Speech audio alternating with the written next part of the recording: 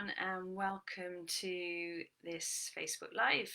So, I want to share with you 3 tips to ensure lasting change. So, whenever you try something new, particularly in the realm of healthy living, it can be tempting to, get all excited, make lots of changes, and you might get some results, as it were, but actually, then it might drop off a bit. Things might creep back to how they were again, and you find yourself in the same position, and you need to do something else to make some changes and to get a bit healthier. And I'm passionate about changes that you make and healthier steps that you take becoming long lasting and lasting for life. So I'm going to share with you in this video 3 tips to ensure lasting change. And my first tip is to get the foundations right.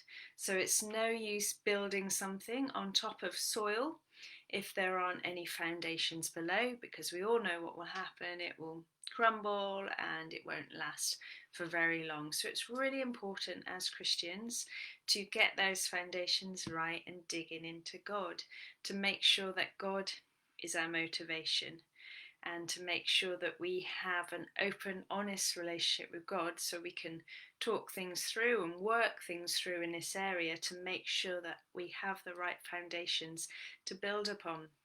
And these foundations can also be other people in your life, such as people who are alongside you, encouraging you, people holding you to account, and people who inspire you and motivate you. They can be really good foundations as well to pull you forward.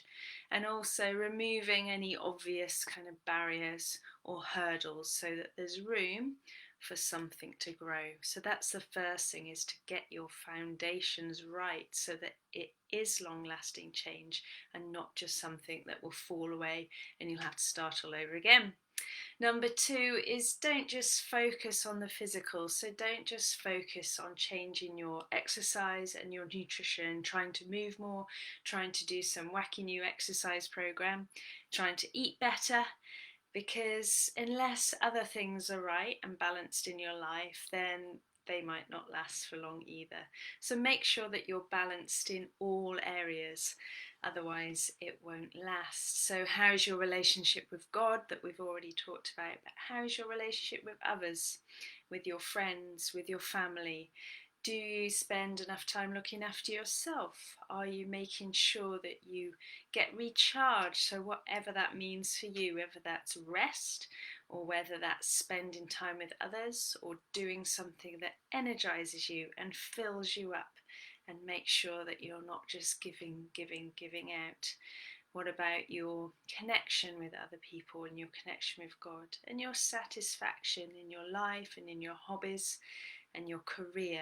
How are all those things? Because if you're unhappy in other areas of your life or things are out of balance, then you won't be able to get the best out of your exercise and nutrition, because when something goes wrong in other areas, then that's likely to give way and crumble and be one of the first things that you decide to let go and not bother with because things have gone a bit wrong. So make sure that you're focusing on all areas of your life, including God in them all, and getting a really good balance. And the third point is to make sure it's you. Make sure the changes are you. This is going to be your lifestyle, your life. There's no point picking a wacky diet or exercise plan off the shelf if it just doesn't feel like you and it doesn't sit well with you, and it's going to take a lot of effort and challenge and motivation to do it. It needs to sit well with you. Make sure that it's realistic, that you know that if you try and attempt it and have the right support, it can work, attainable, and that it fits into your lifestyle, and that you can see this going on and being the way that you live for the rest of your life, not just for 5 days, 7 days, 40 days, whatever it says on the packet. Make sure that it's a lifestyle that you want. And this might mean making really small changes. You might not be able to think, oh yes, I can do all that now, that's fine. You might think, I can see myself getting there, but it's just going to take some small lasting changes. And in most cases with lifestyle change, it is those small changes that add up to becoming your new default and your new normal. So the slower the better, the smaller the change the better, and make sure it's you. So just a bit of a recap: get the foundations right, make sure that you've got good communication with God, make sure you're being open and honest with Him and yourself, make sure you're being motivated and supported by the right kind of people who hold you to account but also give you something to look up to, make sure your motivations are right, and make sure that you get rid of any obvious barriers or obstacles so that you can let something grow. Don't just focus on the physical, example, exercise and nutrition. Make sure that you're balanced in all areas of life and that you're working on them all, so that if one crumbles, you don't just give up with your food and nutrition and think, oh, had a bad day, had a bad week, had a bad month, I'm giving up.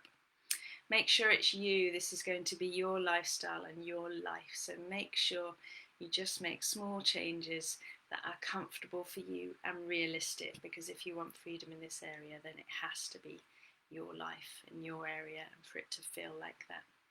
I hope that was helpful. Do let me know, do type something, be much appreciated, and I will see you all soon. Take care, bye.